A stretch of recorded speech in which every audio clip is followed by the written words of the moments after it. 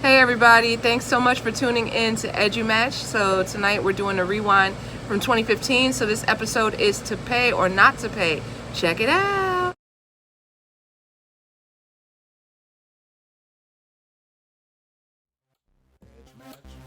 It's Edge Match. Edge Match. It's Edge Match. You're at Edge Match. Edge Match. Don't miss Edge Match. Don't miss Edge Match. You're at Edge Match. Edge Match. Don't miss Edge Match. Don't miss Edge Match. Hey everybody, welcome to Tweet and Talk number 14.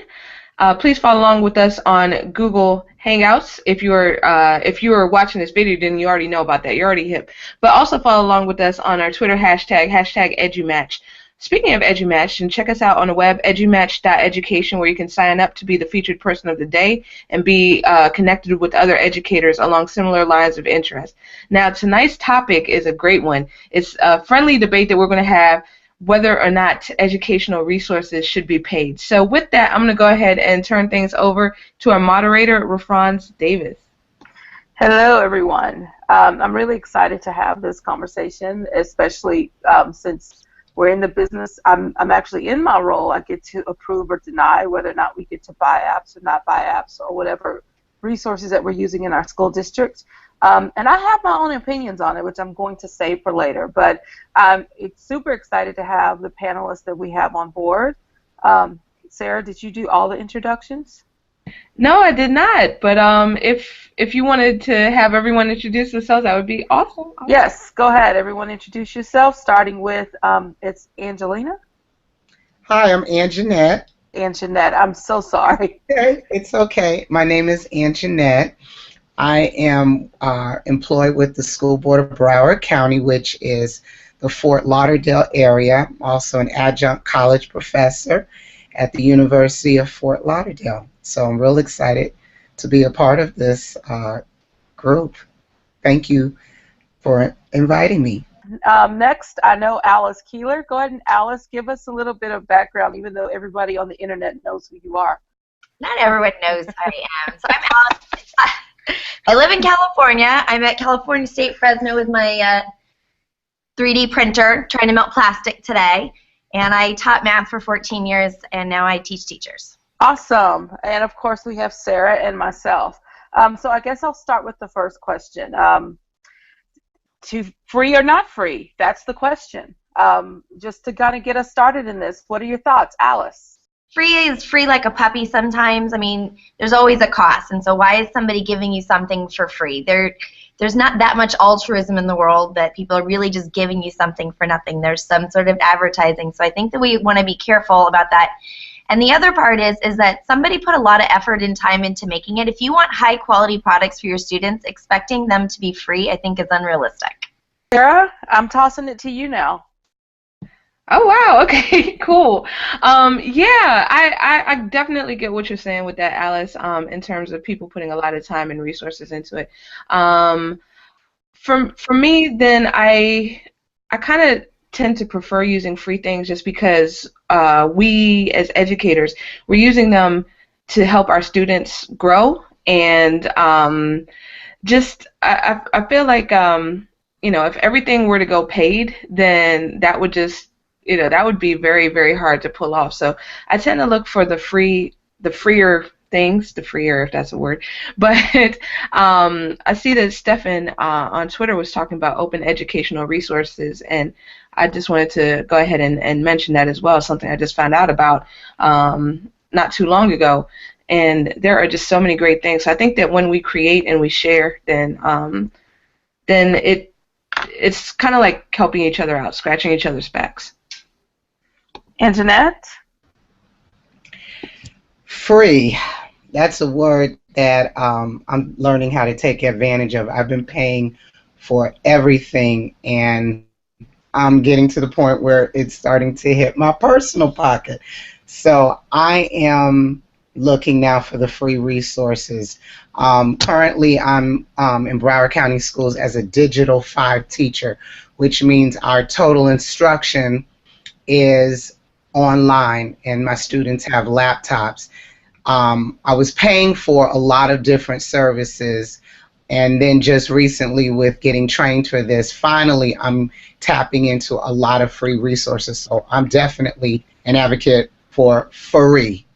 At the university level, I believe there should be reduced costs. It shouldn't be costing students an arm and a leg to get resources that I need for introduction to computers. But overall, I'm an advocate. I can definitely see that, and I know Don just joined the conversation, but I want to tag on to something because I think that we're tapping into a new layer. Well, I think a different layer. Teachers being responsible for covering their own content is one thing. Open educational resources are absolutely something we should take advantage of, especially when they're primary resources free and available on the web for our students to access. But school districts may be having a choice between implementing something that has a freemium model, which means kind of free now, but then there's a back end that you have to pay for later, or free to a point with an expectation that maybe parents pick up the bill, and maybe that information is not communicated up front, are completely different ideas, I think. I think, in my opinion, I know in my job I have to make those decisions, and they're not always the best and easy decisions. So when it comes to between taking the free version of a product or upgrading to pay for something, what goes into your mind as to what would you advocate to your districts as to whether or not you need it? What would it take for you to decide, you know what, we really need to look at what the paid model of whatever this piece of software is versus the free model? For the paid resources, then I don't have an issue with districts necessarily paying for things, because a lot of times it's in that budget, and it's there and it's meant to be allocated for for student use. So I would say that my whole level of discomfort would probably come from going straight to teachers' pocketbooks, as opposed to the district paying for something that that they receive tax dollars from, because as teachers, we don't get paid a whole lot of money. So that's why I tend to be a fan of things that are free and that we create for ourselves and we create for our students, and we just spread the love. We just share it that way. Alice, you talked earlier about the additional cost. There's always some payoff along the way for something that is free. Can you give some other examples of that other than just, the obvious ad on the back end? What other things should teachers be looking for before they immediately adopt something that is free versus looking for maybe a better product that could possibly be paid?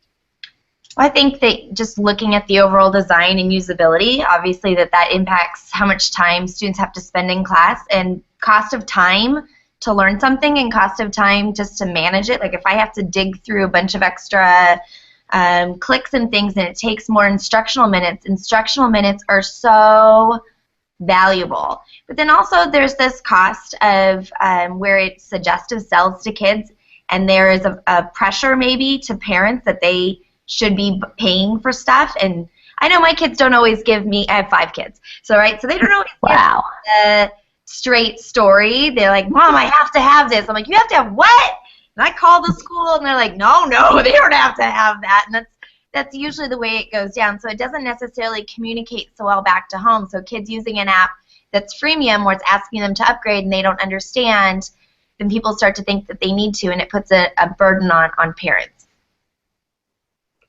That's a good point. What about data? When do we talk about ownership of whatever this product is that we're using? I'll give an example. There's a product out there. Well, I won't give the name of the product. How's that?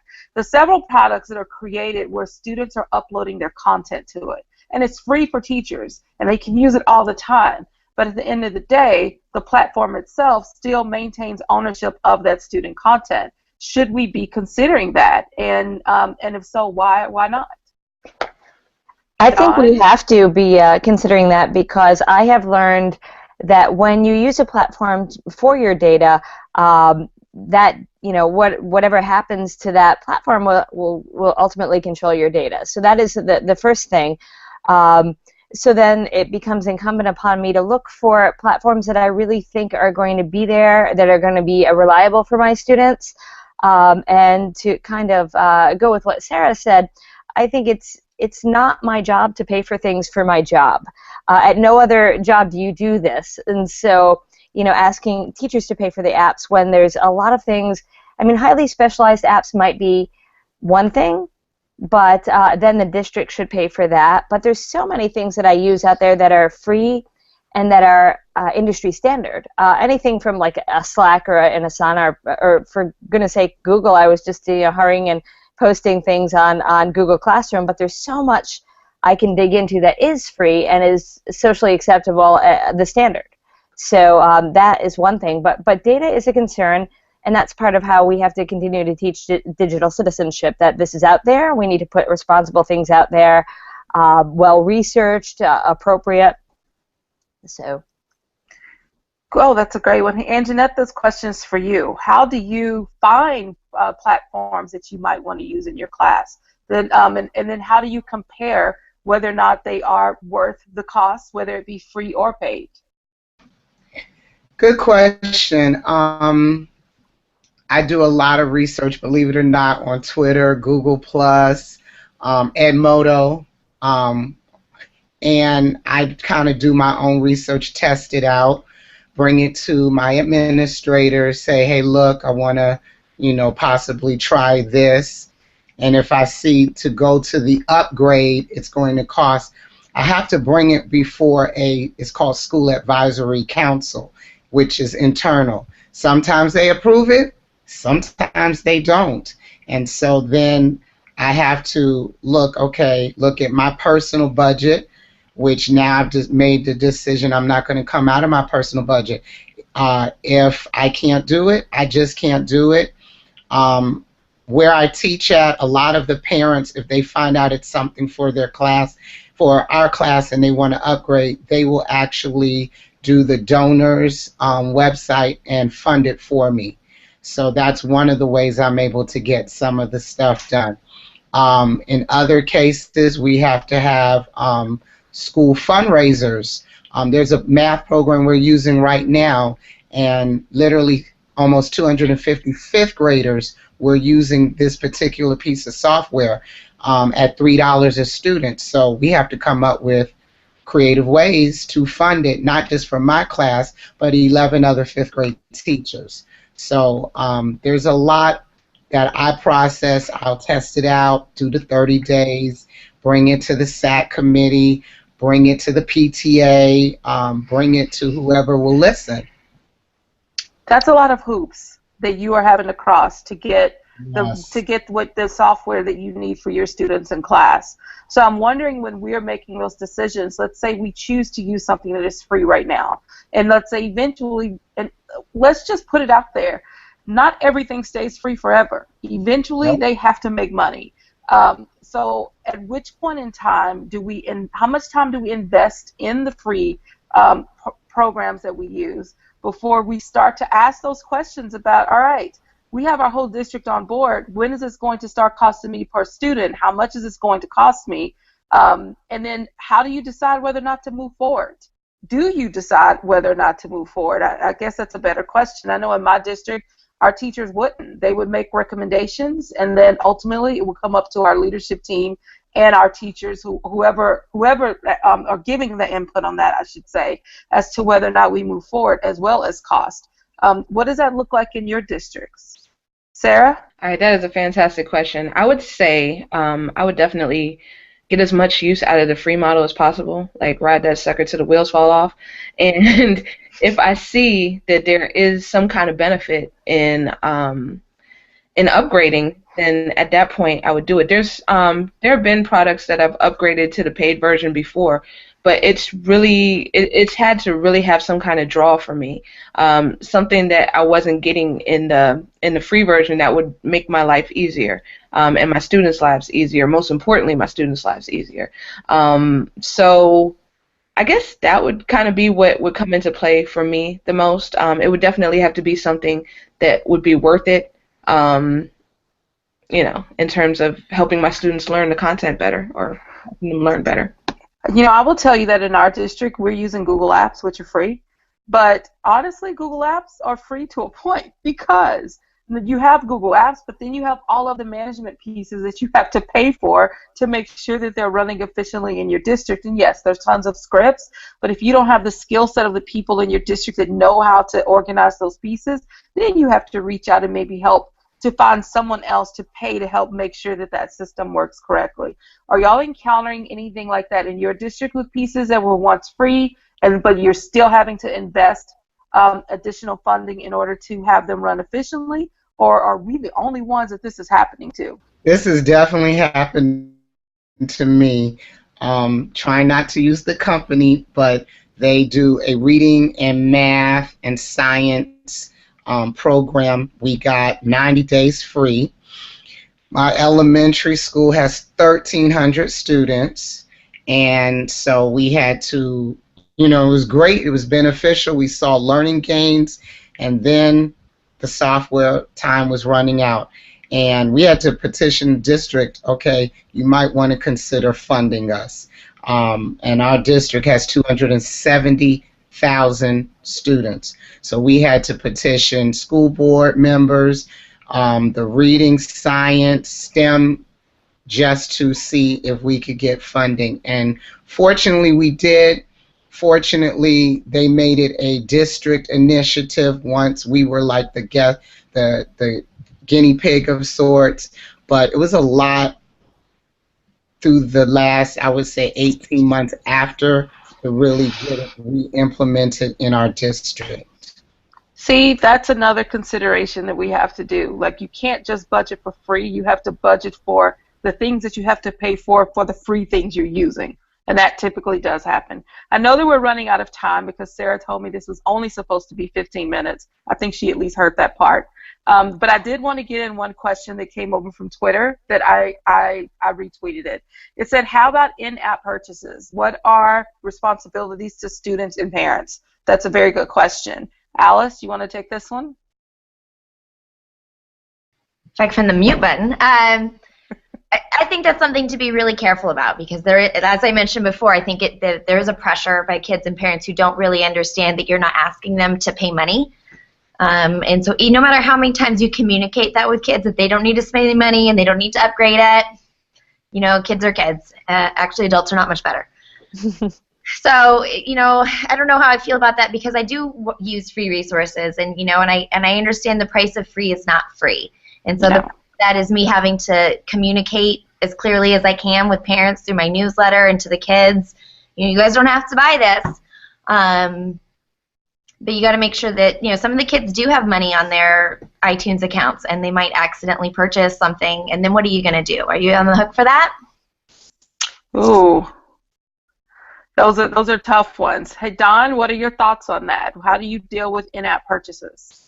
I'm actually not using anything that has an in-app purchase to my knowledge, but I do recognize that pretty much most of the trend is mobile. So I'm looking for apps that have mobile, some mobile platforms too and native apps. So that could come up. I'm dealing with high school kids, so I will tell you, don't spend money on this, do not upgrade, and then if you do, then you should listen to my instructions a little bit more. One example of that is not in-app purchases, but Evernote. I've set them up with Evernote if they like. They can have the good old notebook, or they can choose to do their notes electronically. They don't really need to upgrade. I have upgraded so I can share things, but if they want to, they can, and I explain that so they understand the purchasing decision, and I tell them they don't need to. Oh, wow. That's a great thought. All right.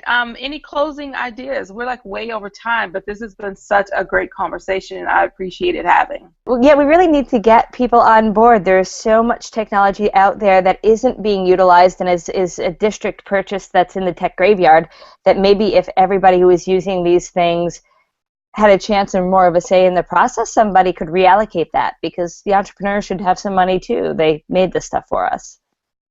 I agree. I've actually told one that we're using a very free product, but they're about to upgrade to give some more district oversight, that it was apparently going to be free, and it might still be free, but I've said, you know what, this is something that I would definitely pay for. And I know that you guys are all completely free to the bone on everything right now, but you really need to consider some of these pieces that you're laying out because districts should pay for it. And I think that it's okay to say that.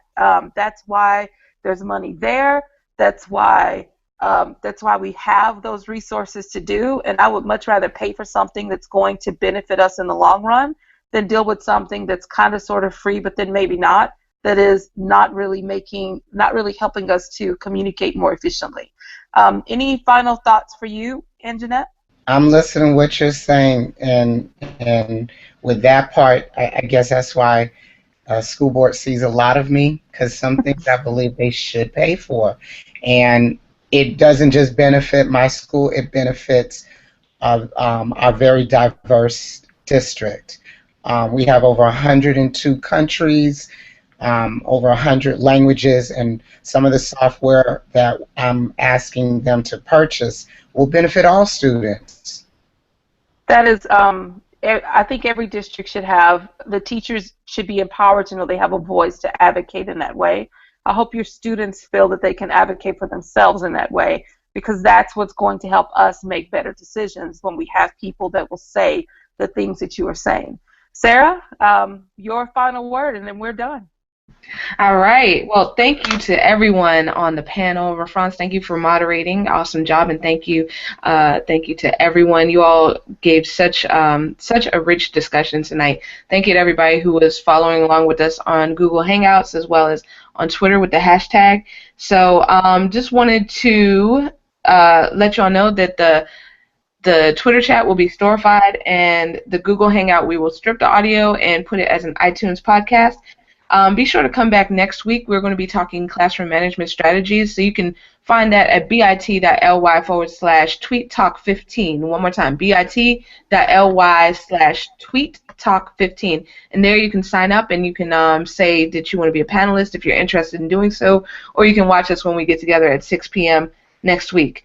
So definitely, if you're interested in the podcast, just check us out at bit.ly/EduMatch podcast. So once again, I'd just love to thank everyone who is on panel, everyone who is watching. Thank you all so much, and have a fantastic evening. Thank you. Thank you. Thank you. It's EduMatch. EduMatch. It's EduMatch. You're at EduMatch.